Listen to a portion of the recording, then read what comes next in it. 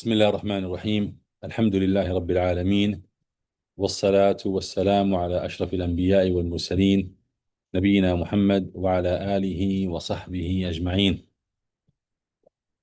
My brothers and sisters in Islam, Assalamu alaikum wa rahmatullahi wa barakatuh.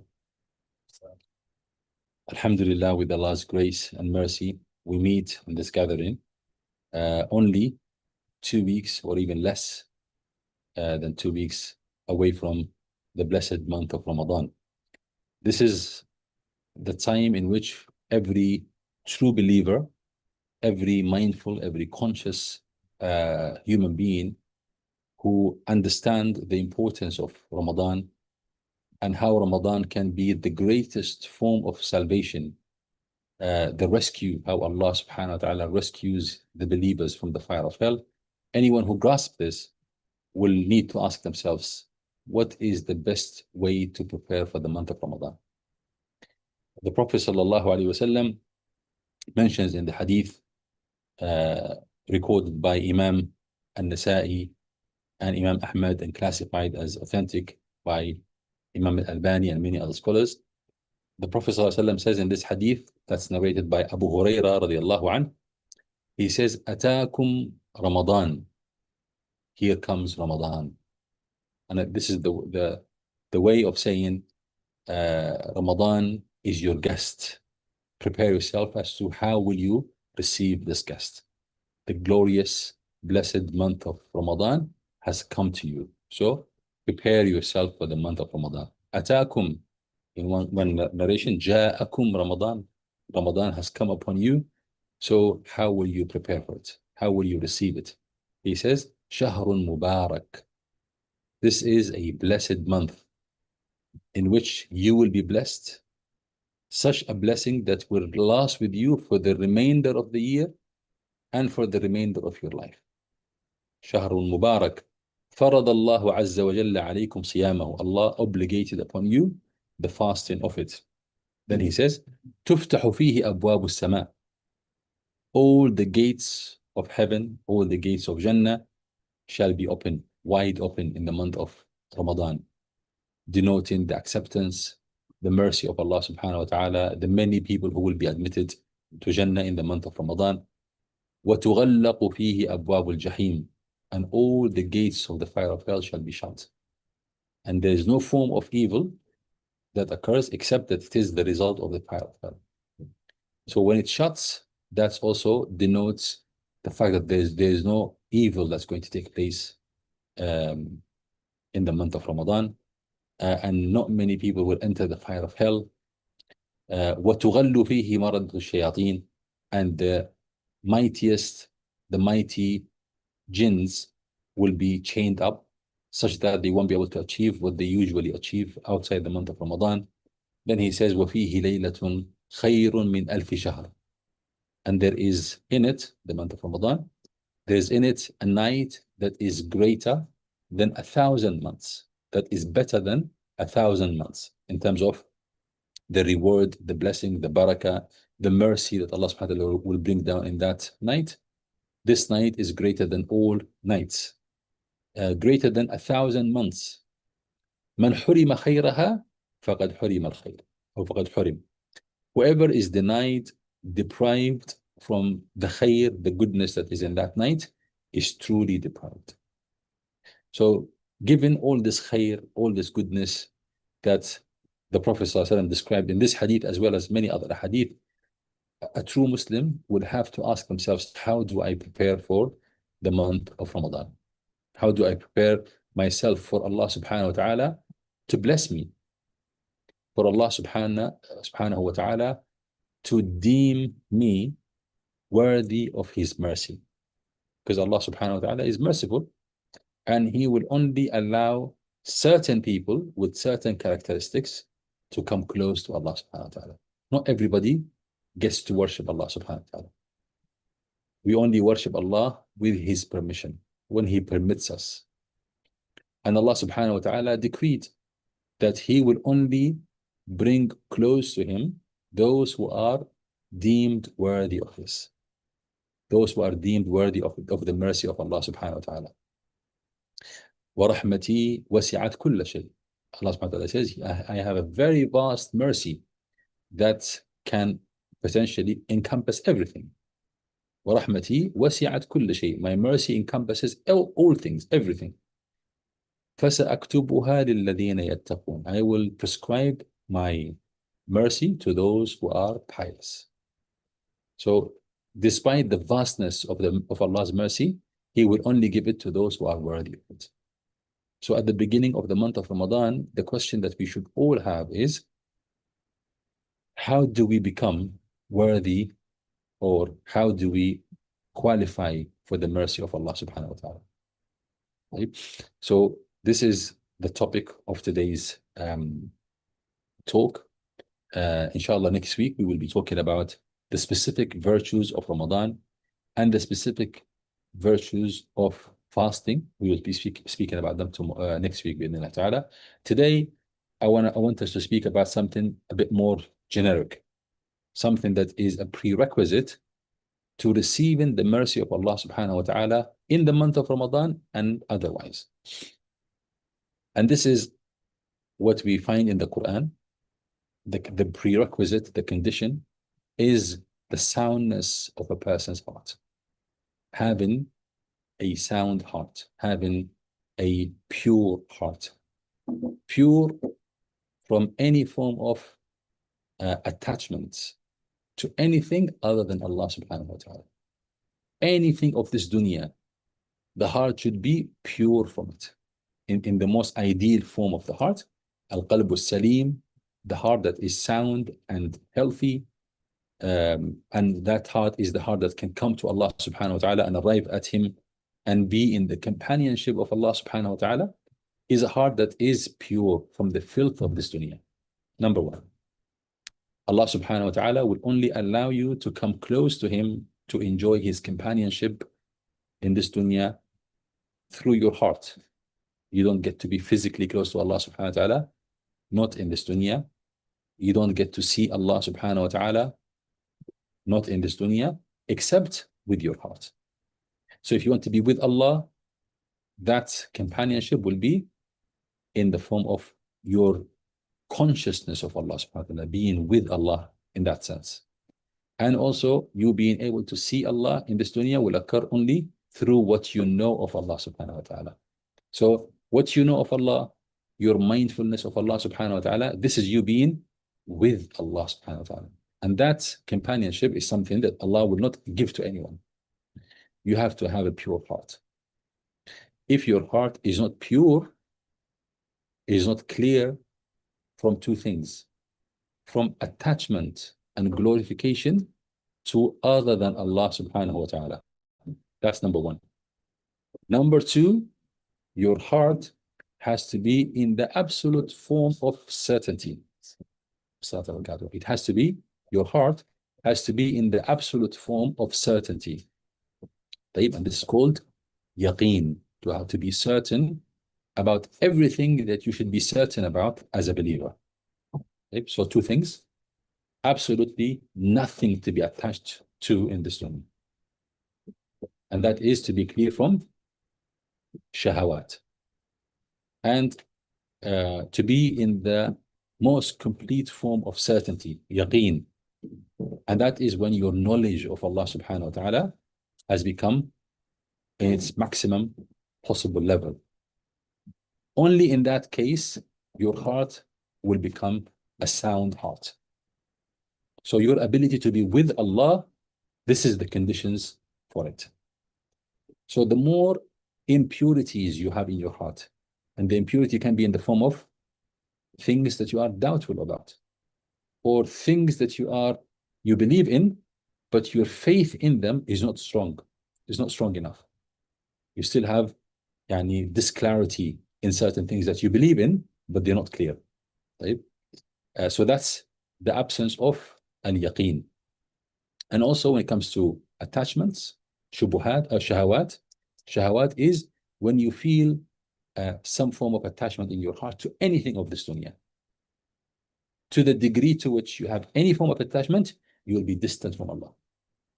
Because the one who will be with Allah is the person who has no doubts, no confusions, absolute form of yaqeen, and also have no attachments to things, have worked on themselves, and they are on top of their um, self-control, right? So two things: no attachments, and whatever little attachments, they are so weak that they don't sway you off the path of Allah subhanahu wa ta'ala. And you have yaqeen, certainty, which is the main idea. If you have yaqeen, then self-discipline, self-control, sabr will become easy. Allah subhanahu wa ta'ala says in the Quran, in Surah Al-Sajdah, وَجَعَلْنَا مِنْهُمْ أَئِمَّةً يَهْدُونَ بِأَمْرِنَا. We created of them and we rendered of them a group of people, or a nation of people, Bani Israel, as Allah subhanahu wa ta'ala is referring to some group of them. He says, وَجَعَلْنَا مِنْهُمْ أَئِمَّةً. We made them leaders, imams, right? Examples, role models. وَجَعَلْنَا مِنْهُمْ. We created of them leaders and examples. يَهْدُونَ. They are examples for others to follow. يَهْدُونَ بِأَمْرِنَا. By our revelation, by our instructions. Right? Then he says the reason why they qualified for this. ذَلِكَ بِمَا صَبَرُوا وَكَانُوا يَتَّقُونَ. Due to their patience and their yaqeen. ذَلِكَ بِمَا صَبَرُوا وَكَانُوا بِآيَاتِنَا يُوقِنُونَ. This is because of their patience and because of how they were certain with our verses. So the certainty is the opposite of what? Ignorance. There's no ignorance in their case, and there is no doubts, there's no confusions. And sabr is the fact that they don't have any attachment to things, and whatever little desires that are part of the human nature, they are fully on top of things. Bima sabaru. Sabr is patience, self-discipline, self-control that will make you able to focus on your journey to Allah subhanahu wa ta'ala. That will make you leaders in the path of Allah subhanahu wa ta'ala. Something every Muslim should aspire for. Shaykh al-Islam Ibn Taymiyyah rahimahullah ta'ala used to say, بالصبر واليقين تنال الإمامة في الدين. بالصبر واليقين تنال الإمامة في الدين. By patience, self-discipline in the one hand, and yaqeen, certainty, leadership in this deen, being an imam, being a role model in this deen is achieved only by that. And this is something that as I said, every Muslim should be aspiring for. And now we are at the beginning of the month of Ramadan. We are aspiring to become good in our relationship with Allah subhanahu wa ta'ala. Even better, we are aspiring to be leaders in this faith. We want to be examples. And this is, we all Muslims want to be examples for other people to follow. A dua that Allah taught us in the Quran, that the righteous Ibadur Rahman say in their supplication. They say, رَبَّنَا هَبْ لَنَا مِنْ أَزْوَاجِنَا وَذُرِّيَّاتِنَا قُرَّةَ أَعْيُنٍ وَاجْعَلْنَا لِلْمُتَّقِينَ إِمَامًا. Ya Allah, give us coolness to our eyes, in our wives and in our children, and make us role models, make us imams for the righteous. Okay? So this is the dua that Allah subhanahu wa ta'ala says the servant of Ar-Rahman regularly make, which means that this is one of their ambitions, something they work towards. So every Muslim should be working towards that, becoming a role model for you to be followed by others. And whatever they do because of you, it becomes in your scale of good deeds. So being for a heart to be free from doubts and confusions, that will make you able to control your, if you're free from doubt and confusion, that will make you in the level of certainty, al-yaqeen, and having no shubuhat that will consume your heart. This means you will be able to have sabr in Allah subhanahu wa ta'ala. So one topic that is relevant to us at the beginning of the month of Ramadan, as we receive the month of Ramadan, 10 or so days away from the Ramadan, is the soundness and the disease of the heart. How do we recognize if we have a sound heart or a diseased heart? Al-qalb al-salim wal-qalb al-marid. So there's a chapter 10, from one of the books of Imam Ibn Qayyim rahimahullah ta'ala, Ighathatul Lahfan. We will try to cover this section as best as the time would allow. A very interesting discussion. So Ibn Qayyim rahimahullah ta'ala, he says, every body part in the human being is created for a special function.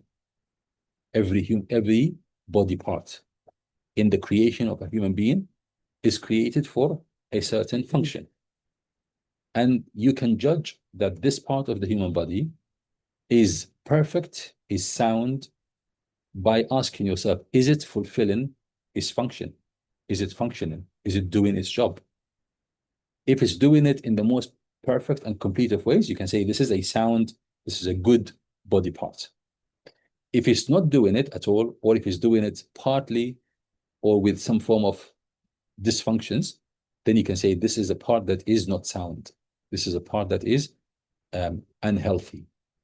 So if he says, for example, al-yad, when you consider your hands are created for what? To give, take, handle things, strike with it, defend yourself with it. So if the hand is doing that, then the hand is sound. The same thing with the eyes. The eyes are meant to be used for seeing things. So if you can see and your vision is not impaired in any way, shape, or form, then you can say you have a sound vision, a healthy vision. The same thing with your tongue.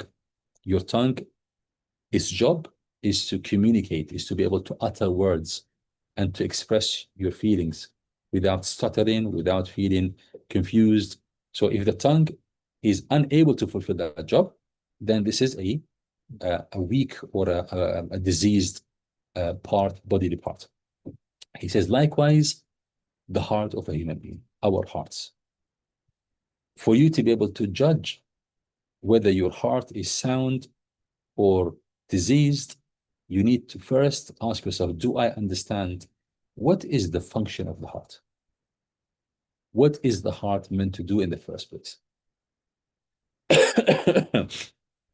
He says, Al-Qalb has a job, which is knowing Allah subhanahu wa ta'ala, which is loving Allah subhanahu wa ta'ala. When you know Him, you love Him. Ma'rifatullah wa mahabbatuhu, and to love Allah subhanahu wa ta'ala. وَالشَّوْقُ إِلَى لِقَائِهِ, to feel longing to be with Him, to be with Him, to meet Him. وَالْإِنَابَةُ إِلَيْهِ, to always be reverting to Allah, always be reverting to Allah. Always asking yourself, what is the most pleasing act of worship or course of action in this scenario that will be most pleasing to Allah subhanahu wa ta'ala. Right? And for the heart to be able, listen to this, to be able to bring Allah and the love you have to Allah over anything that you desire. He says this is the job, this is the function of the heart. So number one, to know Allah subhanahu wa ta'ala. Okay? And we have to ask ourselves, how much can we say, let alone the judgment of Allah subhanahu wa ta'ala, how much can we say that we know Allah subhanahu wa ta'ala? Right? And that can be determined by how much do you love Allah. Ibn Qayyim says, he will say in subsequent paragraphs, he says, whoever knows Allah will love Allah. It's impossible that you will know Allah and not love Him. Right? And when you love Allah subhanahu wa ta'ala, you will be longing to be with Him. You will want to be with Him, such that being away from Allah subhanahu wa ta'ala will be the most painful things for you. They say, even when you are with Allah, you will be enjoying His companionship, the remembrance of Allah, but deep inside of you, you will have this nagging fear that what if I lose this sweetness? What if I lose this closeness to Allah subhanahu wa ta'ala? Right? And always reverting back to Allah. Either you are praising Him, either you are seeking forgiveness from Him, either you are feeling guilt for falling short in your duties to Allah subhanahu wa ta'ala, or you are supplicating to Him to aid you in worshiping Him and getting to know Him. So this is the state of a good heart, a sound heart. If you want to know if you have um, a sound heart or not, ask yourself, is your heart functioning like this? If the answer is yes, then Allah bless you. You have a sound heart. If the answer is no, if you are lacking in any of these departments, then you have a diseased heart. And all diseases come either from either lack of knowledge of who Allah is. That's the prime reason. And the second reason, which branches off from that, is to have attachment to other than Allah, to have desires to this dunya, to have shahawat. And anyone who truly knows Allah subhanahu wa ta'ala, they will, by default, automatically, they will lose attachment to other than Allah subhanahu wa ta'ala. So even your attachment to things in this dunya is in itself an indication that you don't love Allah subhanahu wa ta'ala as you should. You don't have the right level of the love of Allah subhanahu wa ta'ala. Ibn al-Qayyim says, فلو عرف العبد كل شيء ولم يعرف ربه فكأنه لم يعرف شيئا. So talking about ma'rifatullah, knowing Allah, having knowledge of who Allah is, to be able to see Allah in every bit of His creation. He says, if one knows everything but does not know Allah, it's like he did not know anything. It's like this person is totally ignorant. A person who knows everything, if you assume that anyone can know anything, everything, but they don't know Allah, this person is complete ignorance. وَلَوْ نَالَ كُلَّ حَظٍ مِّنْ حُظُوظِ. And this is something that, these are hard realities that we need to check ourselves against. Right? Allah subhanahu wa ta'ala, when He dispraised the disbelievers in Surah Al-Rum, He says, يَعْلَمُونَ ظَاهِرًا مِنَ الْحَيَاةِ الدُّنْيَا. They have knowledge, superficial knowledge of this dunya. They know things, but they don't know Allah subhanahu wa ta'ala. He says, يَعْلَمُونَ ظَاهِرًا مِنَ الْحَيَاةِ الدُّنْيا وَهُمْ عَنِ الْآخِرَةِ هُمْ غَافِلُونَ. They are completely heedless about the hereafter. Okay? So knowing anything, when you are not knowing Allah subhanahu wa ta'ala, this is the definition of ignorance. It does not matter how much you know things if you don't know Allah subhanahu wa ta'ala. These are facts. We need to check ourselves against. قال ولو نال كل حظ من حظوظ الدنيا ولذاتها وشهواتها ولم يظفر بمحبة الله والشوق إليه والأنس به فكأنه لم يظفر بلذة ولا نعيم ولا قرة عين. He says, there is so much sweetness to loving Allah. So you know, when you love Allah, Allah doesn't benefit, but your heart benefits from that feeling, that emotion of love to Allah. There is so much sweetness, there's so much pleasure to it that is unparalleled, uncomparable to anything else, any other sweetness that you can have from this dunya. A person who does not love to Allah, a person who does not feel longing to Allah subhanahu wa ta'ala, you know, when you have not been with Allah for a long period of time, a person who doesn't feel like you're missing out on something, it doesn't matter what other pleasures you may have in your dunya. It doesn't matter what other enjoyment of this dunya you have, because they pale in comparison. It's like you're not enjoying anything at all. Only if you knew how much enjoyment comes from being with Allah subhanahu wa ta'ala. قال بل إذا كان القلب خاليا من ذلك عادت تلك الحظوظ واللذات عذابا له ولا بد. He says, in fact, if you have other enjoyment other than the enjoyment that you get from Allah's love and longing to Him, all other enjoyment will eventually turn out to be bitterness and torment that will eat the person up from the inside. It's inevitable. So any enjoyment that is divorced from Allah subhanahu wa ta'ala, that has nothing to do with Allah subhanahu wa ta'ala, will ultimately turn out to be a source of torment and torture for the person. صارت عذابا له ولا بد. He says it's inevitable. Eventually, any attachment you have to other than Allah subhanahu wa ta'ala, any attachment, will end up eating you up. So your sincerity, you being a pure servant that only serves Allah subhanahu wa ta'ala, is actually your own salvation. You save yourself from other things, from any form of torment. فيصير معذبا بنفس ما كان منعما به من جهتين. Then the person will become tormented, tortured with the very thing that he was chasing to find sweetness and pleasure in two ways. He says من حسرة فوته وأنه حيل بينه وبينه مع شدة تعلق روحه به. ومن جهة, so from two perspectives he said. The first perspective is when you don't have it. When you don't have it, something you are attached to, because it's inevitable that you're not going to get everything you are attached to. Right?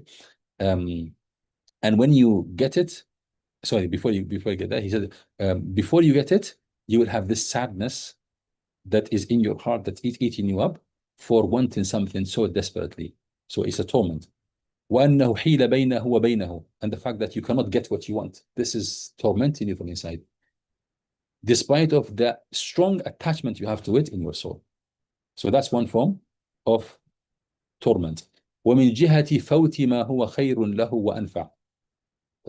This person will be also tormented in the sense that they are missing out on something that is greater in benefit and more beneficial to them. حيث لم يحصل له فالمحبوب الحاصل فات والمحبوب الأعظم لم يظفر منه. So whatever this person seeks from this dunya will never be attained. They will miss out on it, because once they get there, they will find that there's nothing there. والمحبوب الأعظم, and the greatest of all beloved to the heart, which is Allah subhanahu wa ta'ala, has also been missed out on. Okay? قال وكل من عرف الله أحبه وأخلص العبادة له ولا بد. Anyone that truly knows Allah subhanahu wa ta'ala will definitely love him and will definitely find sincerity in their hearts for Allah subhanahu wa ta'ala. So the lack of love and the lack of sincerity is only due to the lack of truly knowing Allah subhanahu wa ta'ala. ولم يؤثر عليه شيئا ولم يؤثر عليه شيئا من المحبوبات. And you will never ever be in the position whereby you bring anything before Allah. So you can take this one as a sign.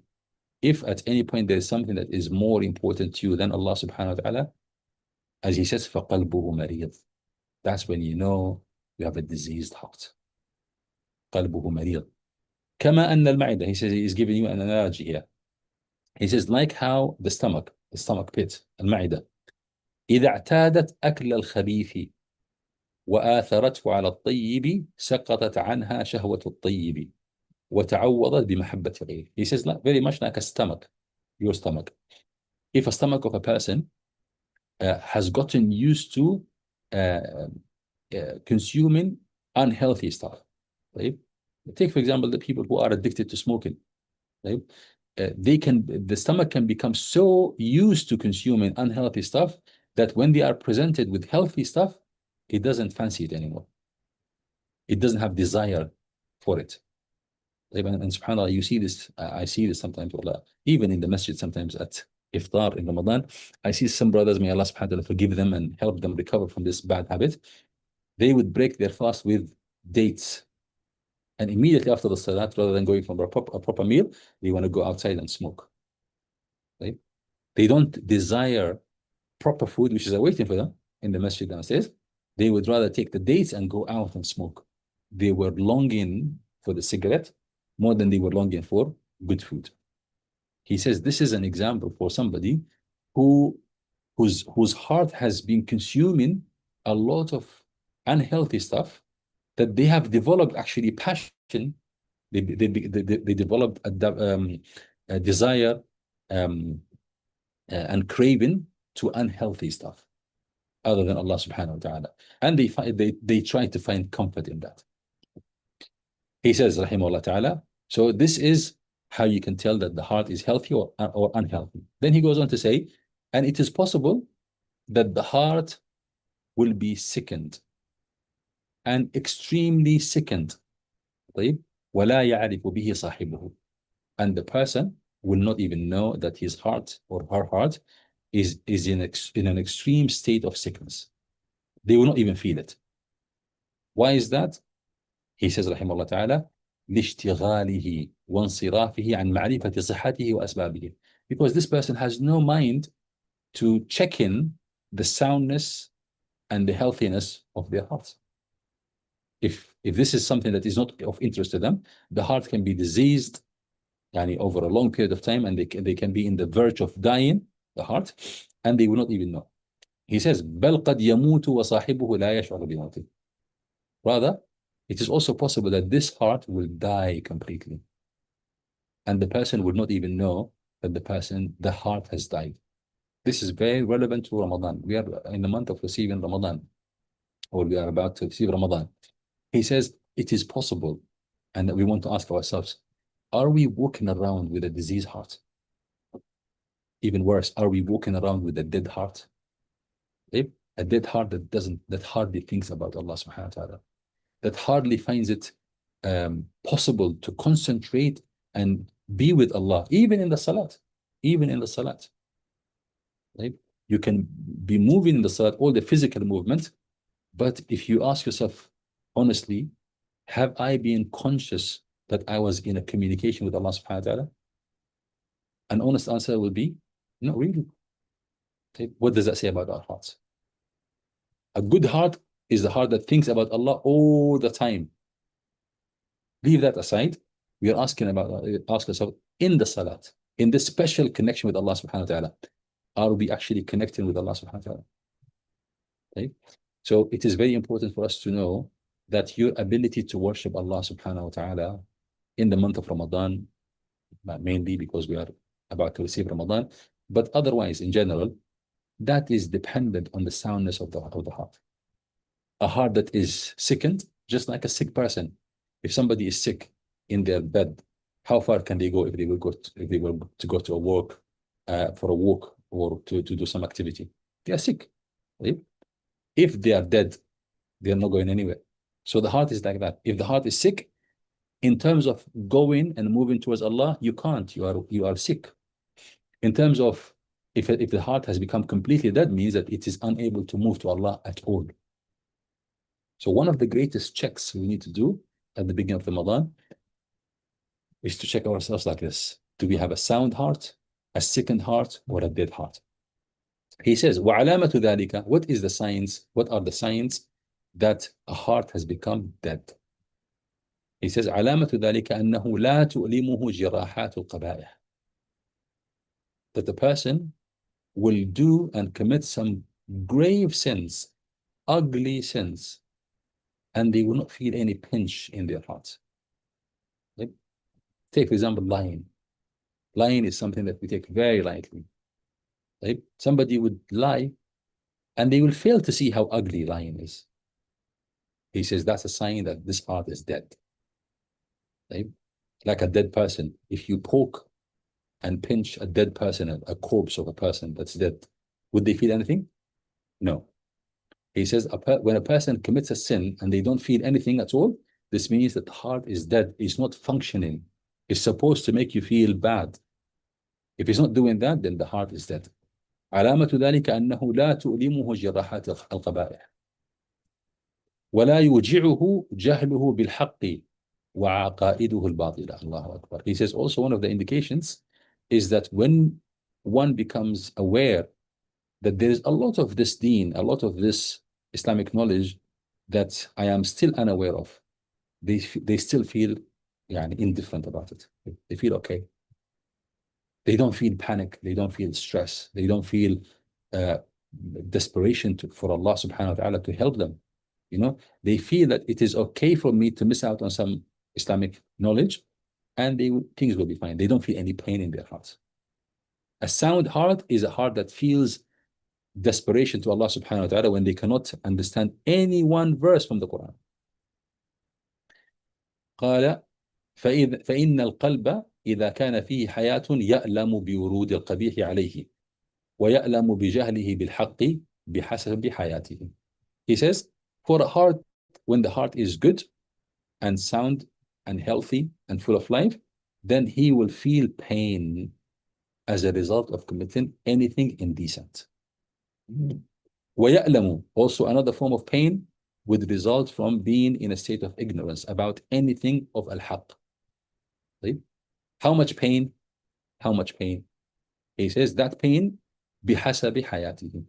It depends on how how much of life this heart has. So even when a heart is lively, there's a spectrum of the liveliness of the heart. There's a heart that is extremely lively, and there's a heart that is partially lively. The pain is dependent on how much life the heart has. He says, moving on from that, he says, وَقَدْ يَشْعُرُ بِمَرَضِهِ. All of this is a person that might not even know they are sick. Okay? But he said it's possible for a person to feel their sickness, the sickness of the heart. They know they don't have a heart that is functioning as it should function. And they know that they are consuming some filth from this dunya, some desires, some unhealthy substances they consume in their heart, like the stomach, with the example of the stomach earlier. They know that. Right? They يشعر بمرضه. They know about their sickness. ولكن, however, it is so painful for them to stop the things that they are attached to. Stopping whatever they are attached to becomes too painful, more painful to them than engaging in what helps them. He says يشتد عليه تحمل مرارة الدواء والصبر عليه. So two things: مرارة الدواء, the bitterness of the medication. What is the bitterness of the medication he's referring to here? Huh? Being able to worship Allah when your heart is not in a good shape, when you want to turn things around for yourself, right? When you want to convince your heart, I need to be consuming healthy meals, right? When the heart is unhealthy, like the example of that smoking addict, right? They only want is to smoke, right? But the first thing they need to do is to have sabr upon the bitterness of eating something they don't fancy. Believe it or not, an addict, a smoking addict person, or a cigarette addict, will find a nicely roasted chicken something that is painful for them to eat. Okay? So likewise, consuming salat, ibadah, fasting, taking, reading Quran, sitting down to read Quran can be very difficult for the heart. When the heart is unhealthy, when the heart is used to consuming other material, there will be bitterness. A great level of self-discipline will be required to consume that healthy food, and to be patient upon that, and also to abandon consuming the negative substances. So stopping smoking and beginning to consume healthy food. So some people, they don't have that sabr. They don't have sabr to abandon the bad substances and to engage into the healthy substances. And as a result of this lack of patience, what do? يؤثر بقاء ألمه. So they remain in that unhealthy state of the heart, despite knowing about it, but they would rather stay there than having to go through the pain of, what do they call it? The pain of withdrawal symptoms. You know, when you stop something that you're addicted to, they find that the pain I'm enduring right now while consuming this substance, the pain of being away from Allah subhanahu wa ta'ala, they will say, I would rather endure that than endure detaching my nafs from its desires. He says, فَيُؤْثِرُ بَقَاءَ أَلَمِهِ عَلَى مَشَقَّةِ الدَّوَاءِ. Right? So every one of us, we can relate to this. We can think about it in ways that relate to us. They're simple things, like something that we are attached to in everyday life, social media.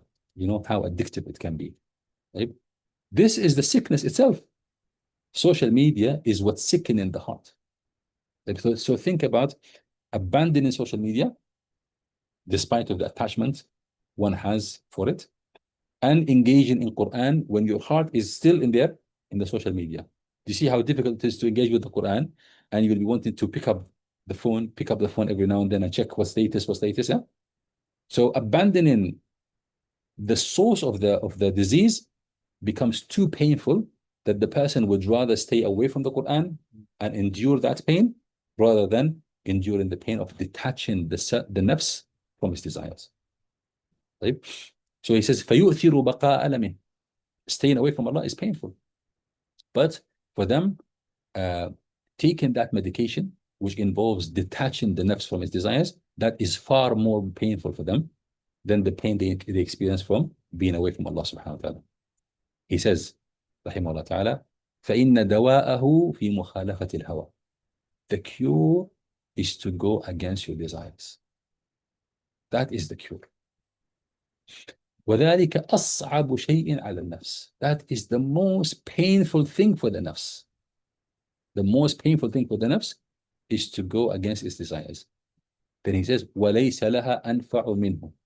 And there's nothing, absolutely nothing that can benefit our nafs than going against its desires. Going against one's desires is mujahada. It's like jihad. It's not easy at all. It's a battle that is very difficult to win. Very, very difficult to win.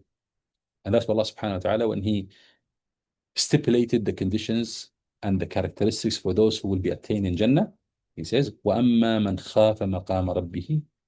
As for the person who fears the watchfulness of their Lord, وَنَهَى النَّفْسَ عَنِ الْهَوَى. And they deny their nafs, its desires, its whims. Al-hawa. فَإِنَّ الْجَنَّةَ هِيَ الْمَوْى. This person will be rewarded with Jannah. So Ibn Qayyim says, sometimes a person can know what causes his sickness, but then due to their excessive attachment to whatever they're attached to, they cannot detach their nafs from it.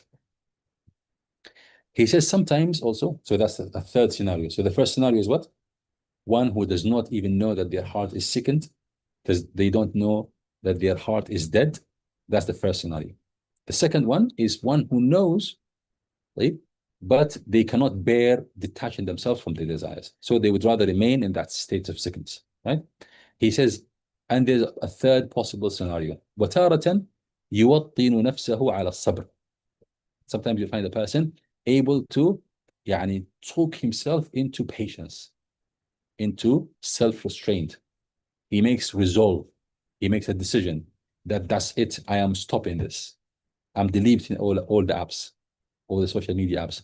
I'm stopping this. I'm deleting this person's number. I'm deleting that person's number. I'm changing my number. They have a resolve, right? يوطن نفسه على الصبر. ثم, then, a small amount of time later, ينفسخ عزمه. Then they would lose their resolve.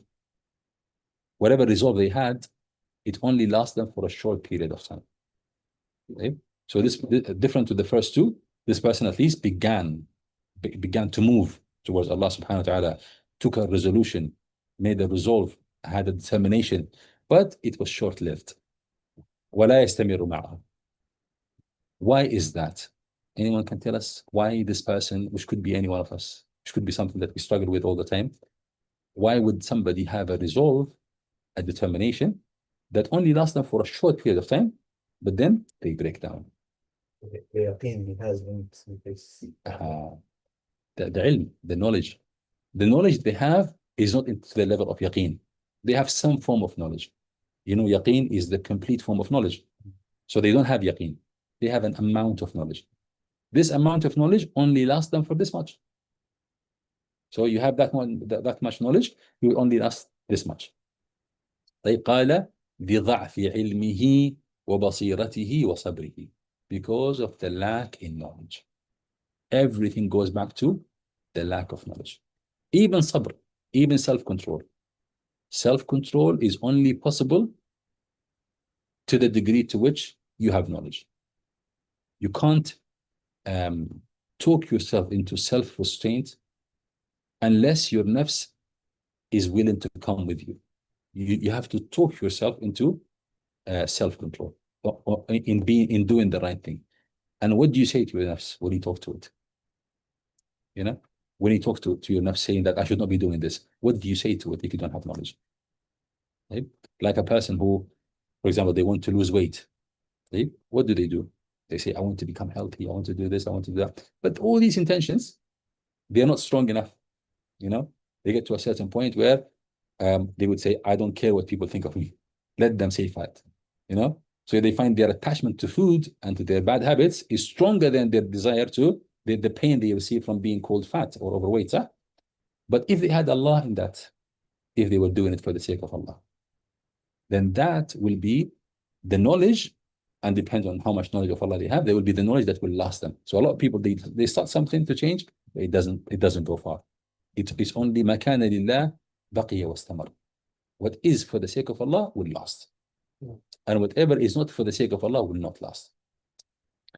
He says, the example, he's going to give us an example. كمن دخل في طريق مخوف مفض إلى غاية الأمن.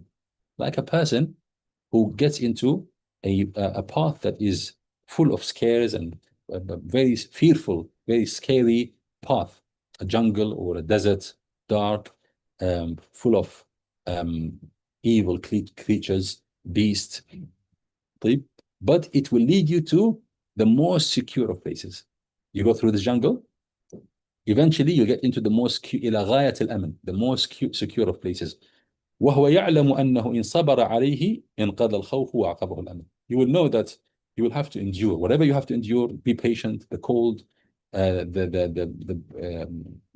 windy night, these scenes. It will give you. You need to have patience to endure all of that to get to salvation and security.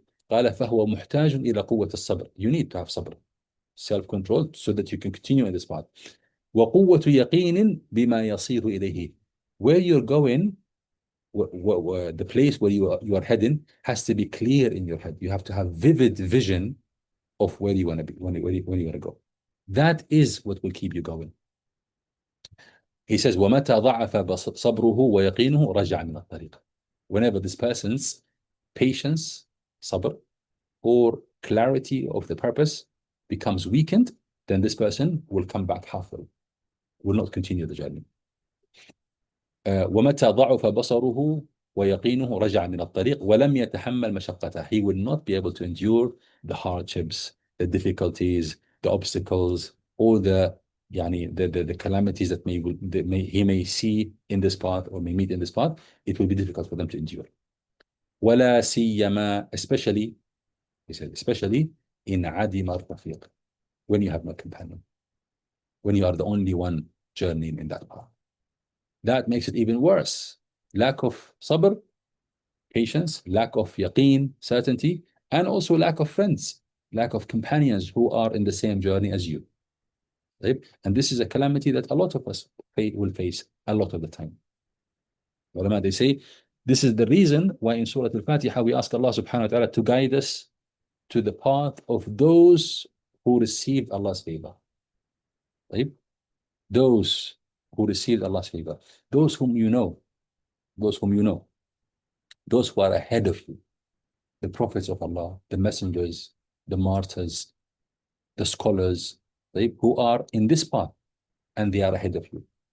So the ulama, they say, this is Allah subhanahu wa ta'ala telling us that a lot of us will find themselves talking to Allah subhanahu wa ta'ala saying, اهدنا الصراط المستقيم, right? صراط الذين أنعمت عليهم, the path of those who are ahead of us. Because a lot of the times you'll find yourself on your own. In Surah An-Nisa, Allah subhanahu wa ta'ala says, وَمَنْ يُطِعِ اللَّهَ وَرَسُولَهُ فَأُولَٰئِكَ مَعَ الَّذِينَ أَنْعَمَ اللَّهُ عَلَيْهِمْ مِنَ النَّبِيِّينَ وَالصِّدِّيقِينَ وَالشُّهَدَاءِ وَالصَّالِحِينَ وَحَسُنَ أُولَٰئِكَ رَفِيقًا. Allah says, whoever obeys Allah and His Messenger, then this person is with the prophets of Allah, مع النبيين, والصديقين, the scholars, والشهداء, the martyrs, والصالحين, and the righteous people. وحسن أولئك رفيقا, and these are the best companions you can have on a journey. They are ahead of you, but because you are in your mind living with them, you believe in what they believed in, you can almost feel them around you in the path. They stepped in the same place where your foot landed. You can imagine them talking in the same path ahead of you. And that's what the Quran does. Makes you feel as if you are already in the path where Musa was speaking to Harun, or when Lut was speaking to Ibrahim alayhi salam, the companions were speaking to the Prophet sallallahu alaihi wasallam, what sort of things they endured. You can imagine Yunus alayhi salam in the belly of the whale. You can imagine the hardships of Ibrahim alayhi salam. So you are in the journey alone, but mentally you are not alone. You are accompanied by all these people. قال رحمه الله تعالى when he finds that he's run out of patience, he's run out of yaqeen and no companions of the path, استوحش من الوحدة. Then he will feel lonely. He will feel lonely that he will seek to find companions. Companions that he will find in people who are not in the path. He will come back. استوحش من الطريق وجعل يقول, then he'll begin saying, where are people? أين ذهب الناس فلي بهم أسوة. He says, the path in which there are no people is not the path that I want to take. I want to ask, where are people headed? Where is the majority of people? And then they find comfort to be among people, regardless of where these people are going. He says, رحمه الله تعالى, هذا حال أكثر الخلق. This is the state of the vast majority of people. What is he describing? Lack of sabr, lack of yaqeen, and lack of companionship. And as a result, they feel too lonely that they end up coming back from the path of Allah subhanahu wa ta'ala. وهذه حال أكثر الخلق.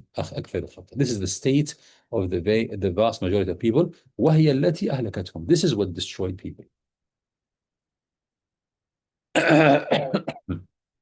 He says a person that is in the path knowing that all these righteous people are ahead of him, they never feel alone. طيب. يستشعر بقلبه مرافقة الرعيد الأول. He will feel with his heart the companionship of noble people. You know, feeling that I am in the same path as Rasulullah, as my father Adam alayhi salam, Nuh, Ibrahim, all of these companions, I'm in their path. طيب. فتفرد العبد في طريق طلبه دليل على صدق الطلب. So being alone in this path is an indicator that you are honest, sincere, and you are invested in seeking this path. He quotes one of the Salaf, Ishaq ibn Rahawayh. Ishaq ibn Rahawayh is one of the scholars who were contemporaries to Imam Ahmad ibn Hanbal, rahimahullah. He was asked a question. Ishaq ibn Rahawayh, he was asked a question, and then he gave his answer. طيب. فقيل له, it was said to him, obviously this answer was not the agreed upon or something that is perceived by a lot of people in his time. It was a difficult thing to say. طيب. فأجاب عنه. He answered very honestly. فقيل له إن أخاك أحمد بن حنبل يقول فيها بمثل قولك. He says, your brother Ahmad ibn Hanbal has the same opinion as you. طيب. فقال ما ظننت أن أحدا يوافقني عليها. He says, this is an opinion, this is a statement that I never thought anyone would say it. ولم يستوحش بعد ظهور الصواب له من عدم الموافقة. Ibn al-Qayyim comments, he says he did not care. Ishaq ibn Rahawayh, he did not care on the fact that a lot of people would say differently. A lot of people will have different opinion. طيب. And then after he was told that Ahmad ibn Hanbal, Imam Ahmad, agreed with him, that did not increase his iman in any way. His certainty was already up there, whether he has companionship or otherwise. Whether he knew that somebody agreed with him or otherwise, it did not matter. قال فإن الحق لاح وتبين فإن الحق إذا لاح وتبين لم يحتاج إلى شاهد يشهد به. When you see the truth, when you become absolutely certain that I am on the right path, whether people agree with you or not will become irrelevant. Right? When you become certain, I don't need to know the details of other people's lives. I know they are in no way better than the path of Allah subhanahu wa ta'ala. I don't need them to tell me what they are upon. Right? You all have been following the scandal saga of this Epstein and the files, you know. So the people who you once thought that they are really having a good life, they are modern, they are civilized and all of that. Now you look at the filth, you know, the dump that comes with these files, right? So before we knew it, one should be certain. I have no doubt that these people are so lost and so confused. Right? I don't need to know the details. So whether you have read some of what's in those Epstein files or not, your level of certainty that they are in a state of torment, they are being tormented simply because of not believing in Allah subhanahu wa ta'ala. And you should be also certain that anyone who is trying to find pleasure in any enjoyment, when lacking pleasure from Allah's companionship, that pleasure, this dunya pleasure, will become a source of their torment. You have to be confident of this, right? Because Allah said it. And then whether or not you hear these stories or not, it will become irrelevant. He says, rahimahullah ta'ala, وَالْقَلْبُ يُبْصِرُ الْحَقَّ كَمَا تُبْصِرُ الْعَيْنُ الشَّمْسِ. He says, your heart is capable of seeing the truth, just like how your eyes is capable of seeing the sun. He says, when you see the sun, do you need somebody to confirm to you that this is the sun and the sun is risen? You don't need that.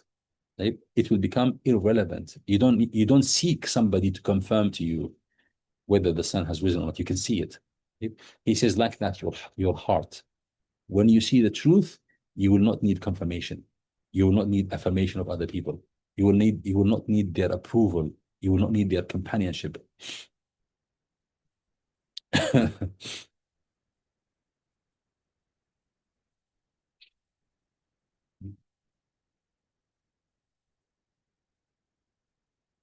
He says, المقصود, the point is, أن من علامات أمراض القلوب, one of the signs of the sicknesses of the heart.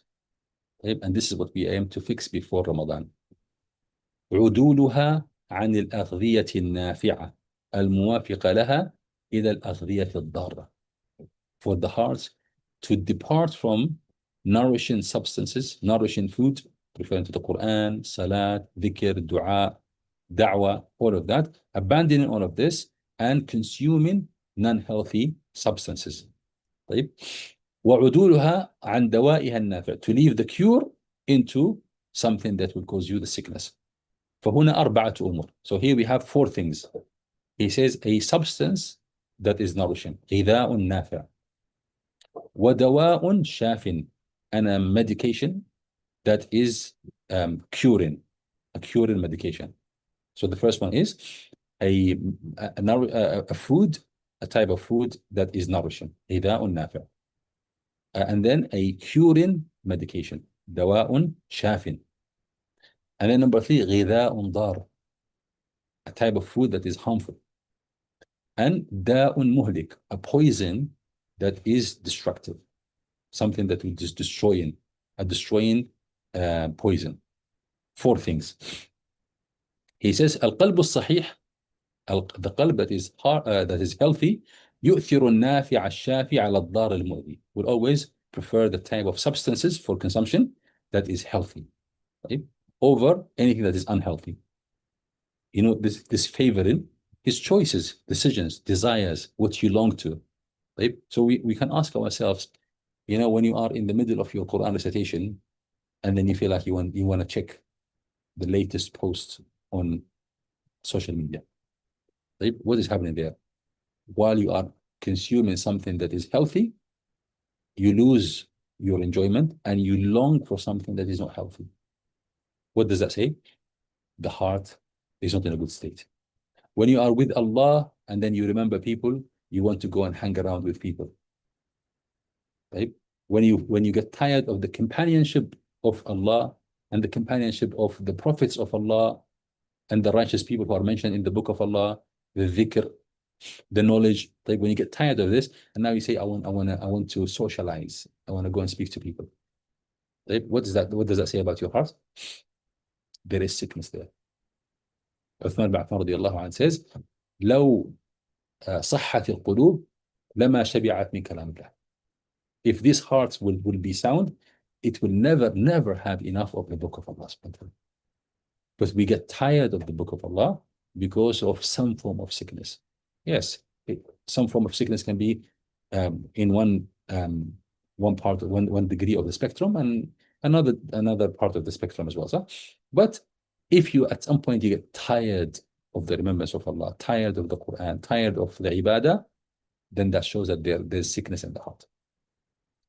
قال القلب الصحيح, a sound heart, يؤثر النافع الشافي على الضار المؤذي, will always favor the nourishing food and the curing medication over the harmful substance, the harmful food, and the poison. والقلب المريض, a sickened heart, will do the opposite. They would rather the unhealthy substance and the poisonous sickness, or the poison itself. قال وأنفع الأغذية, the most beneficial of nourishments, غذاء الإيمان, the nourishment of faith, العمل الصالح. طيب. وأنفع الأدوية, أنفع الأدوية, the most powerful of medications, دواء القرآن, is the Quran. So what is the غذاء? What is the nourishment? Is الإيمان, righteous deeds. That's nourishment for you.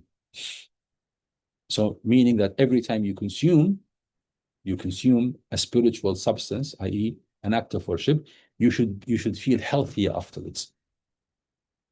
وأنفع الأدوية دواء القرآن, and the most beneficial of all cures is the cure of the Quran.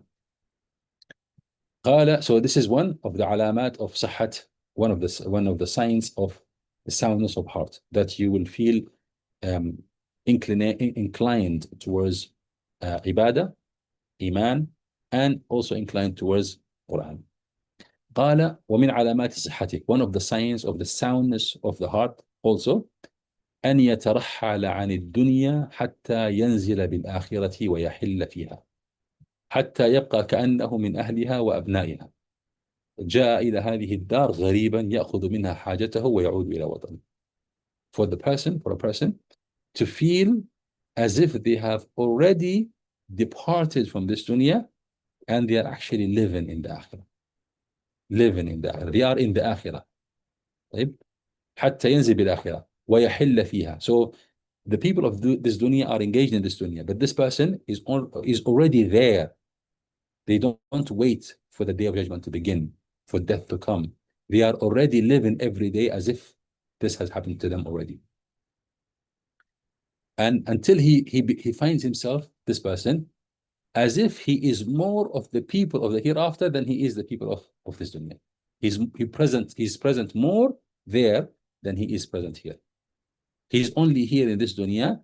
He engages with this dunya as a stranger. He comes to this dunya, he engages with this dunya only to pick up few things that he needs for the akhirah, but otherwise he's already there. Like whatever he needs of this dunya is righteous deeds. So he's only doing righteous deeds here. But otherwise he considers himself إلى يأخذ منها حاجته ويعود إلى وطنه. You take from this dunya what you are meant to be in this dunya for, and then you go back to your place of abode. كما قال النبي صلى الله عليه وسلم, like the Prophet said to Abdullah ibn Umar, the statement of Rasulullah صلى الله عليه وسلم when he says to Abdullah ibn Umar, يا عبد الله كن في الدنيا كأنك غريب أو عابر سبيل.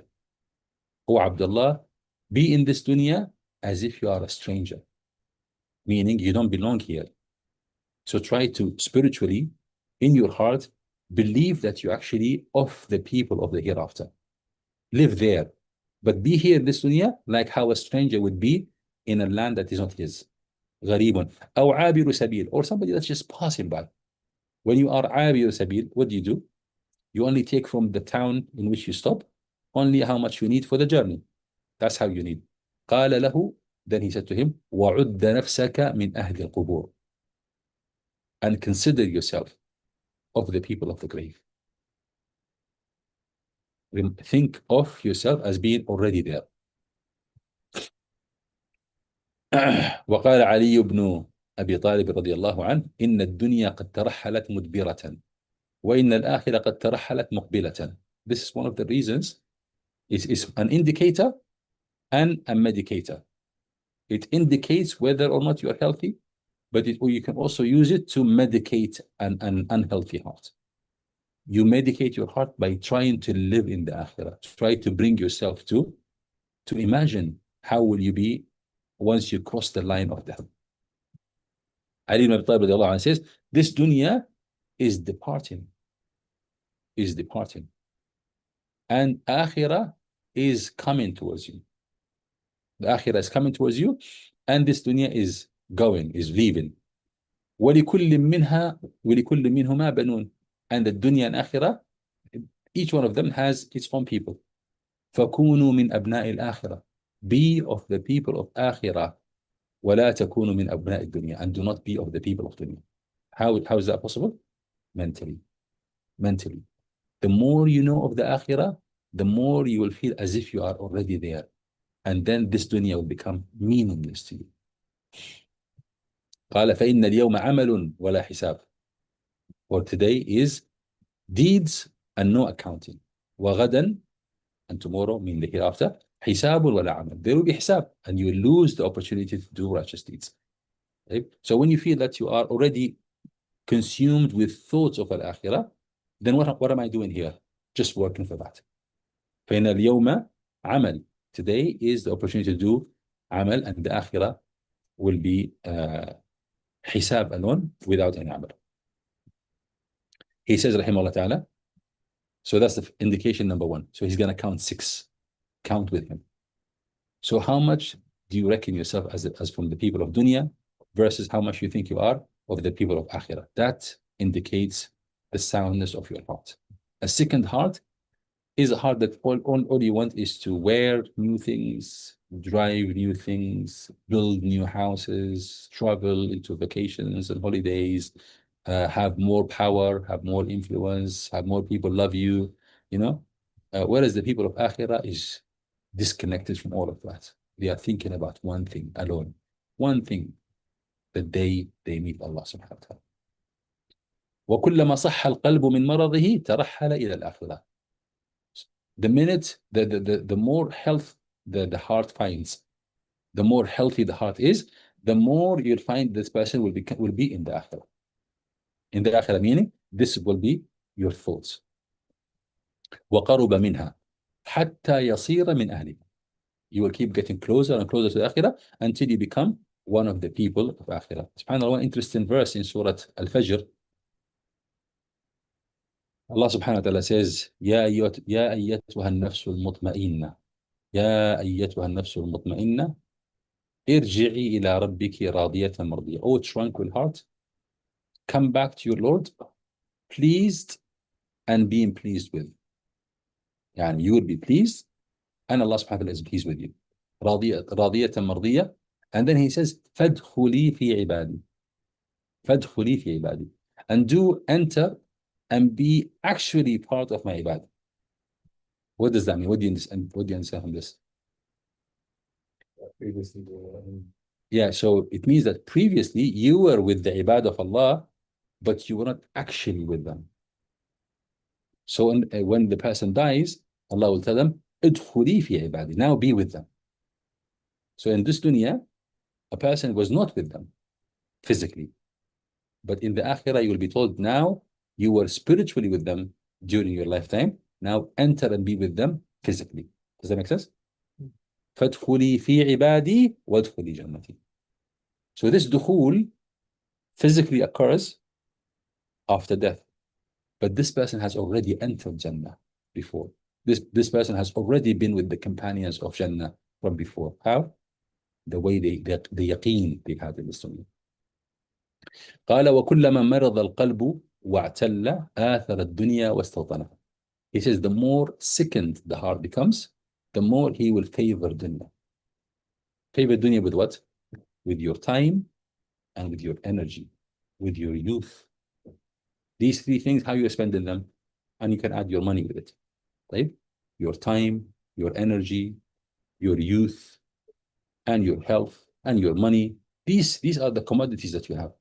This is what you're selling, and what are you getting in return? Right? He says, rahimahullah ta'ala, كلما مرض القلب واعتل, the more the heart becomes sickened and diseased, the more he will آثر الدنيا, he will favor dunya. Meaning he will spend these commodities only to get dunya in return. واستوطنها, and he will see himself as one of the people of this dunya. حتى يصير من أهلها, until he becomes one of the people of dunya. So Ali ibn Talib radiallahu anhu, he says, depending on how you work on yourself, people will eventually become either people of dunya or people of akhirah. So that's number 1. Number 2, he says, وَمِنْ عَلَامَاتِ صِحَّةِ الْقَلْبِ. One of the signs of the soundness and health and healthiness of the heart, أنه لا يزال يضرب على صاحبه حتى ينيب إلى الله ويخبت إليه. ويتعلق به تعلق المحب المضطر إلى محبوبه. Is one of the signs that you have a sound heart is that the heart will keep on bugging you, يعني disturbing you until in every second of the day until you keep coming back to Allah subhanahu wa ta'ala.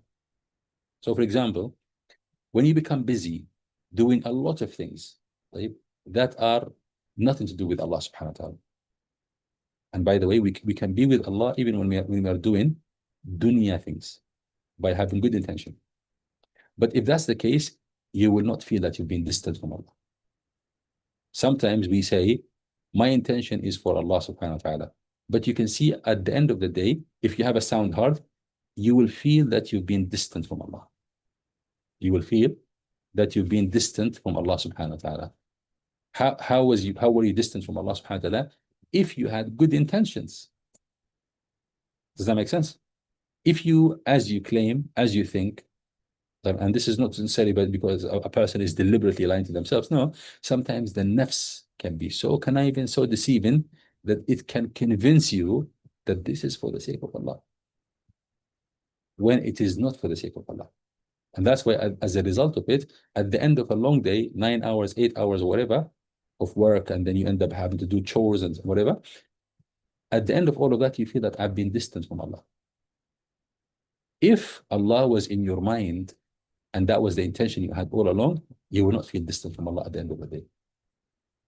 You will feel that I was with Allah all hours of the day, all seconds of the day, I was with Allah subhanahu wa ta'ala. So a good heart, he says, is a heart that will keep reminding you, keep making you feel that you've drifted far. You know how you can tell that you are far from Allah is whether or not you have a sound heart. How far you've been away from Allah subhanahu wa ta'ala will only be alerted, flagged up to you if you have a sound heart. Right? وَيُخْبِتُ إِلَيْهِ, you will only settle with Allah when you have returned to Allah subhanahu wa ta'ala. So the heart will keep on buzzing, sending you signals, sending you indications, you feel uncomfortable, you feel that you can tell that I've been far away from Allah subhanahu wa ta'ala. وَيَتَعَلَّقُ بِهِ تَعَلُّقَ الْمُحِبِّ الْمُضْطَرِّ إِلَى مُحِبِّهِ. You will be like a person who is attached to their beloved ones, meaning they don't settle until they become in their presence, until they become in their companions. الذي لا حياة له ولا فلاح ولا نعيم ولا سرور إلا برضاه وقربه والأنس به. You know, when you feel that the only hayat, the only life that you can have, the only success that you can have, the only bliss and enjoyment, the only joy that you can have is to know that your beloved, Allah subhanahu wa ta'ala, is pleased with you. To know that Allah subhanahu wa ta'ala is close to you. And to feel that you have the companionship of Allah subhanahu wa ta'ala. إِلَّا بِرِضَاهُ لَا سُرُورَ لَهُ. You have no joy except when you think that Allah is pleased with you. How can you have indications that Allah is pleased with you? The actions. Your actions. You know, if Allah loves you, if Allah is pleased with you, He would facilitate for you acts of righteousness. Right? So when you do one act of righteousness, that you only do it for the sake of Allah, it will bring you joy in your heart, because that tells you that the only facilitator of this is what was my Lord, and therefore He is pleased with me. And that feeling of Allah being pleased with you will give you so much joy. وَقُرْبِهِ, being close to you. Allah can make you feel that He's close to you. You know, when you try to embark on a journey of righteousness and you see Allah subhanahu wa ta'ala just opening doors for you, one door after another after another, right? That is Allah telling you that I'm close to you, I support you, I facilitate things for you. وَالْأُنْسِ بِهِ, al-uns with Allah subhanahu wa ta'ala, to have this interaction with Allah, talking to Allah, right? To find comfort with Allah subhanahu wa ta'ala, to never feel lonely. A person that is with Allah never feels lonely, because Allah is in your heart if you have a sound heart. So feeling lonely, feeling that you are alone is not a good sign. فبه يطمئن وإليه يسكن وإليه يأوي وبه يفرح وعليه يتوكل وبه يثق وإياه يرجو وله يخاف. So everything, your tranquility, your inner peace, your contentment, your joy, your reliance, your trust, your hopes, all of that are hanging with Allah subhanahu wa ta'ala. فذكره قوته وغذاؤه. So the remembrance of Allah subhanahu wa ta'ala is your power. Your strength comes from the remembrance of Allah subhanahu wa ta'ala. Your nourishment comes from the remembrance of Allah. وَمَحَبَّتُهُ وَالشَّوْقُ إِلَيْهِ. And the love of Allah and longing to Him is the very life that you actually live. Meaning without it, you don't feel alive. حياته ونعيمه ولذته وسروره. This is where you find joy and happiness and sweetness, is knowing that you have some form of longing to Allah. Right? And the Prophet ﷺ used to make dua, اللهم إني أسألك الشوق إليك. You say, Allah, اللهم إني أسألك حبك والشوق إليك. Ya Allah, I ask you to grant me your love. Right? And this is dua that we should all know, because if you love Allah, everything will be solved. If you love Allah subhanahu wa ta'ala, everything will be solved. All the hardships will be eased. If you truly love Allah subhanahu wa ta'ala. So one of the key things that you should always ask Allah for, اللهم إني أسألك حبك وحب من يحبك وحب عمل يقرب إلى حبك. Ya Allah, I ask of you to grant me your love, meaning to make me love you truly. وحب من يحبك, and to love he who loves you, those who love you, meaning to make my love to anything is dependent on whether this thing is something that is loved to you, Ya Allah. وحب من يحبك وحب عمل يقرب إلى حبك, and to find love as well to anything that draws me nearer to your love. So this dua is a dua that we should always keep and maintain, because this is the one thing, if you solve it, everything will be solved, and all the hardships and difficulties will just go. قال والالتفات إلى غيره والتعلق بسواه داؤه. So you know that your heart will feel discomfort the minute you turn away from Allah, the minute you start to engage with other than Allah. And that's why I sincerely remind myself and remind you that you should have good intention in anything you do. Right? But one of the greatest signs that despite of your claims, if you feel that you've been away from Allah for some time and you've been thinking that this is sincere for Allah, you need to revisit this. If this was sincere, you will not have felt that you are distant from Allah. قال الالتفات إلى غيره, to turn away from Allah, to think about other than Allah, والتعلق بسواه, and to be attached to other than Allah subhanahu wa ta'ala, داؤه, this is the sickness. This is what will cause your heart to become sick. And to return to Allah, that is the cure. SubhanAllah. He says, فإذا حصل له ربه سكن إليه واطمأن. So if you achieve Allah, if you attain Allah subhanahu wa ta'ala, then that's it. You will have your tranquility, you will have your inner peace, and every form of disturbance, every form of fear, every form of anxiety, every form of being unsettled, all of that will depart from your heart. And then you will find yourself coming back to be gathered together. Gathered together as in like your heart will be one piece, not like scattered into so many pieces depending on how many things you're chasing. Sometimes you can almost literally feel that your heart is cut into pieces and every one piece is chasing one thing of this dunya. طيب. قال وانسدت تلك الفاقة فإن في القلب فاقة لا يسدها شيء سوى الله تعالى. There's a desperation, there's a poverty, there's a need in the heart that the only thing that can satisfy it is being with Allah subhanahu wa ta'ala. وفيه شعث, there's a state of destitution, a state of being broken into pieces and scattered in every direction. لا يلمه غير الإقبال إلى الله. The only thing that will come bring you together and feel as if one piece again is being with Allah and aiming for Allah subhanahu wa ta'ala. So فالقلب الصحيح, he says, فهو دائما يضرب على صاحبه حتى يسكن ويطمئن إلى إلهه ومعبوده. If you have a sound heart, this heart will stay on your case and will show you signs of disturbance and unhappiness until you take him back to Allah subhanahu wa ta'ala. Versus an unsound heart will not tell you anything. You can be far from Allah subhanahu wa ta'ala one entire day. You have not done anything and any remembrance of Allah subhanahu wa ta'ala. You have not thought of Allah subhanahu wa ta'ala and you don't feel anything at all. That's a sign of a heart that is unhealthy.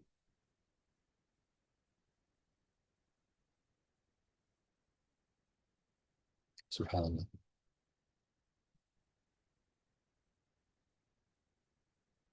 قال ابن القيم رحمه الله تعالى ولهذا because of this كان الفوت عند العارفين بالله أشد عليهم من الموت. سبحان الله.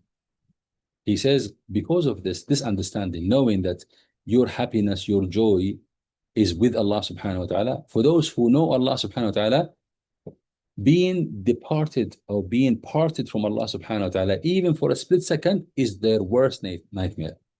Is the one thing they dread the most.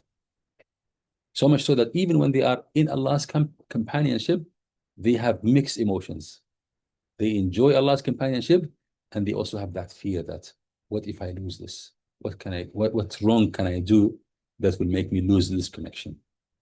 قال رحمه الله تعالى لأن الفوت انقطاع عن الحق والموت انقطاع عن الخلق. He says يعني being detached from Allah is worse to those who know Allah than death itself.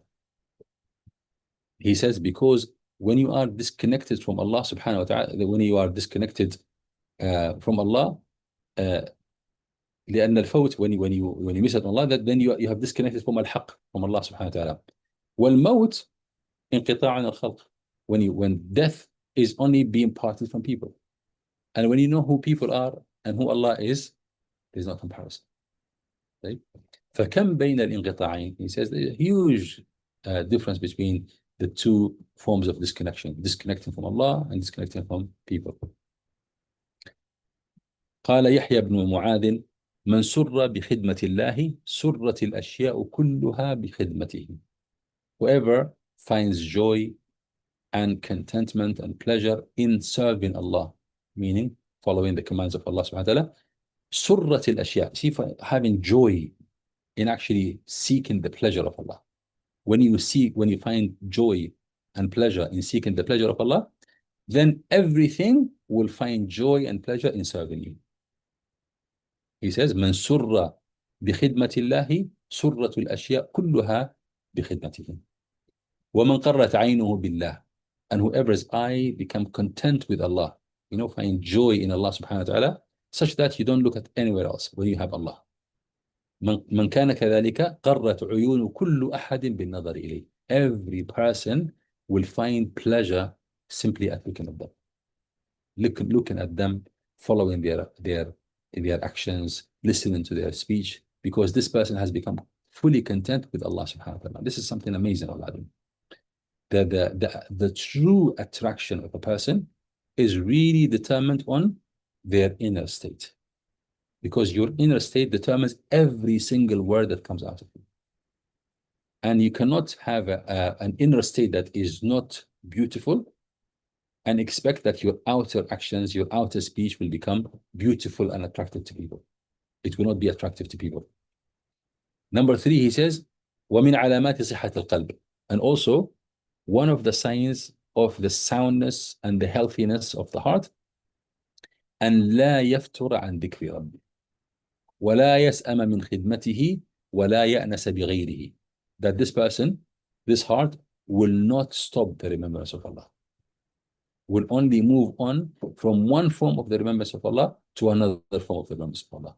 But this is when a heart gets tired of the remembrance of Allah, this means they have exceeded the amount of healthiness they have. Now whatever is left of their heart is the sick part. وَلَا يَسْأَمُ مِنْ خِدْمَتِهِ. They never get tired of serving Allah. وَلَا يَأْنَسُ بِغَيْرِهِ. They never find connection with other than Allah. The only connection they will have, the only comfort they will have is with Allah subhanahu wa ta'ala. لا يأنس بغيره. They don't find sweetness in the companionship of the people, except إلا من يدله عليه. Except somebody pointing you back to Allah subhanahu wa ta'ala. That's the only kind of person the sound heart will find comfort in. إلا بمن يدله عليه ويذكره به ويذاكره بهذا الأمر. You will find that you only want to speak to somebody who will direct you to Allah, and somebody who will keep reviving these topics, talking about them again and again, reminding you of what you might have forgotten. This is the only person you'll find comfort in speaking to. Listen to this, a few more inshallah, and we'll stop. He says, وَمِنْ عَلَامَاتِ صِحَّتِهِ. This is what we want to be checking ourselves in the 10-15 days coming towards Ramadan. من علامات صحته, and this is for us to realize that maybe we desperately need Allah to intervene in our case and help us by granting us a sound heart before the beginning of Ramadan. Because anyone who doesn't have a sound heart, Ramadan, the high season of reward, the high season of emancipation, freedom from the fire of hell, will come, and we find ourselves as if tied. We will read the Quran, not find pleasure in it, not understand much of it, not being moved of it. Like, what is happening? Maybe the heart is not a sound heart. قال من علامات صحته أنه إذا فاته ورده وجد لفواته ألما أعظم من تألم الحريص بفواته ماله وفقده. الله أكبر. He says one of the signs is that when you miss out on your wird, what does wird mean? Portion of the Quran, portion of Qiyamul Layl, portion of fasting in the week, whatever is something that you're used to regularly is called wird.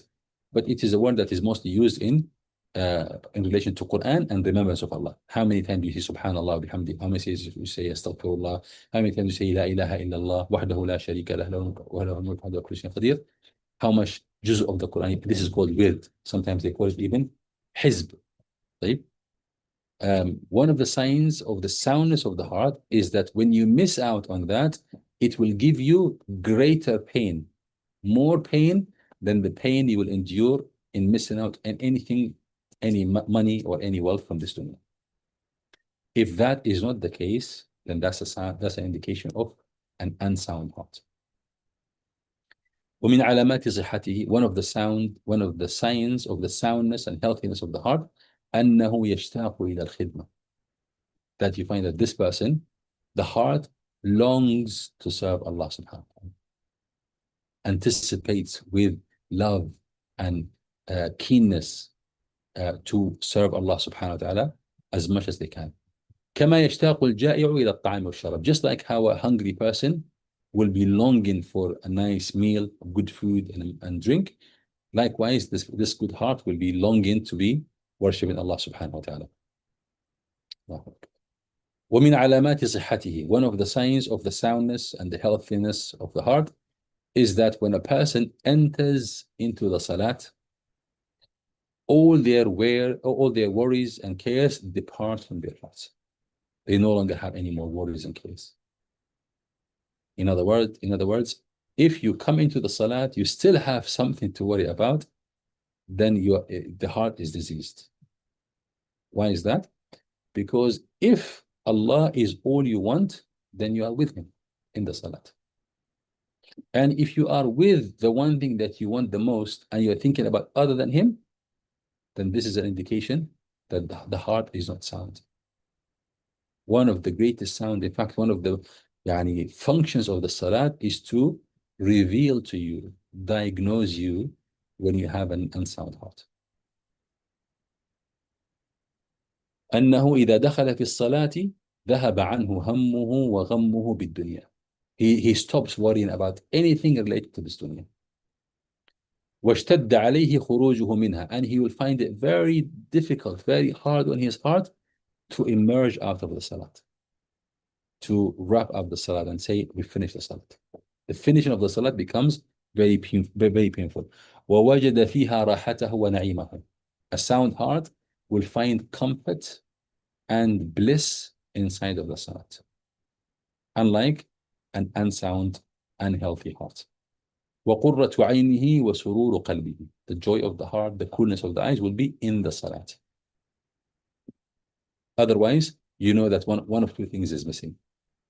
Either you are lacking on yaqeen, certainty that all you want is Allah, and if you have Allah, you have everything you want, and the most perfect and the most beautiful thing that you can ever engage with is Allah subhanahu wa ta'ala. When that yaqeen, when that knowledge becomes weakened, then you will be thinking about other than Allah subhanahu wa ta'ala. But if you truly believe that Allah is the most perfect and the most beautiful and the most enjoying for the heart to engage with is Allah, then you cannot be with Allah and think about other than Allah. ومن علامات صحته, one of the signs of the healthiness and the soundness of the heart. أن يكون همه واحدا, to have one single worry in your life, and that is أن يكون في الله, to have Allah, an attainment of Allah's companionship. Being with Allah is the only single worry you have in this dunya. Right? It doesn't mean you don't worry about other things, but it means how much you worry about being with Allah is by far more consuming to your heart and to your thoughts and to your energy than the worry you have to anything else. Such that the worry you have for anything is almost non-existent compared to the worry you have for being with Allah subhanahu wa ta'ala. And that also means that when you are not with Allah Azza wa Jal, you will have a state of panic. You can tell that presently I am not with Allah. Presently, Allah is not my priority. Presently, I am not progressing towards Allah subhanahu wa ta'ala. You should have some form of panic. If you don't, then that is a sign of a sickened heart. And how much panic you will have is dependent on the soundness, the level of soundness and healthiness of the heart. One of the signs of the soundness of the heart, and that's number 5, أن يكون أشح بوقته أن يذهب ضائعا من أشد الناس شحا بماله. To be more stingy with your time, to go wasted, than the stingiest of people. To be so miserly in the way your time, and I will add there as well, and your energy. Because your energy is something that you need to worship Allah subhanahu wa ta'ala. So your energy at the beginning of the day is not like your energy at the end of the day. When you have the highest level of energy, the highest level of focus, you will be too stingy to give that to anyone other than Allah subhanahu wa ta'ala. Right? And your time as well. Your time is something that matters, because eventually at the end of the day, your time of activity, your waking hours are going to come to an end, and you have to wrap up the day and go to bed. Right? You will want to ask yourself how much of that time was spent in the pleasure of Allah subhanahu wa ta'ala. So stinginess, you have to be stingy and very strict on counting where you spend every second of the day and every drop of energy of you. The 6 that he mentions here, وَمِنْهَا, one of the signs of the healthiness and soundness of the heart, that your focus in the quality of the action is more than the focus you have on the quantity of action. أن يكون اهتمامه بتصحيح العمل أعظم منه بالعمل. To have more interest and more focus and more worry about the quality of the deed than the deed itself. فيحرص على الإخلاص فيه. To focus on sincerity. والنصيحة. النصيحة. To be ناصح, meaning to be the type of person that will do every little thing within your disposal. And nasih is somebody who will not save a drop of energy, will not save anything they can do without doing it. That's nasiha. And it's also called as-sidq, another word for it. أن تكون صادقا مع الله. To be sincere, because you could be sincere, but you don't really exhaust everything that is within your disposal. There are things that you could do, but you're not doing them. So sincerity is needed, but also nasiha and sidq, truthfulness, in exerting yourself and using everything within your disposal for the pleasure of Allah subhanahu wa ta'ala. والمتابعة, المتابعة, to be eager to follow the guidance of Rasulullah sallallahu alaihi wasallam and not to innovate in anything. والإحسان, and also to perfect your deeds, whether it is with Allah or with the creation of Allah subhanahu wa ta'ala. All these, your focus on these qualities is a sign that Allah subhanahu wa ta'ala granted you a healthy heart. قال, and also on top of that, ويشهد مع ذلك منة الله عليه فيه وتقصيره في حق الله. So you will be sincere, you will be truthful, you will apply yourself, you will do everything within your disposal, and you will be following the guidance, you will not be innovating, and you will seek to perfect anything you do. And after all of that, you will be mindful that all of that was only possible because of Allah. He is the one who facilitated this. And you still believe that you are falling short. You have not done justice to the worship of Allah subhanahu wa ta'ala. that is only that's the feelings of a healthy heart. If that's not in the heart, قال هذه ستة مشاهد. These are 6 things. لا يشهدها إلا القلب الحي السليم. The only heart that will feel this is a heart that is alive and sound. I think this is this suffices, inshallah. Like we dived into the middle of the book, yani. But that's the main idea that I want us to look into. Right? Because a lot of the times we think about preparing for the month of Ramadan. What do we do? What can we do to prepare ourselves for the month of Ramadan? Number one of all the priorities is to look into our hearts and use these 6 things to diagnose our hearts. Do we have a heart that will sustain us in the month of Ramadan? Or is it going to be a struggle due to the heart, not due to external circumstances? If we fall short, it is always due to a heart. Allah will look at your heart, and based on the state of your heart, He will decide how much closeness to Him you are entitled for, how much closeness to Allah subhanahu wa ta'ala He should grant you. I stop here, inshallah. سبحانك اللهم بحمدك أشهد أن لا إله إلا أنت أستغفرك وأتوب إليك.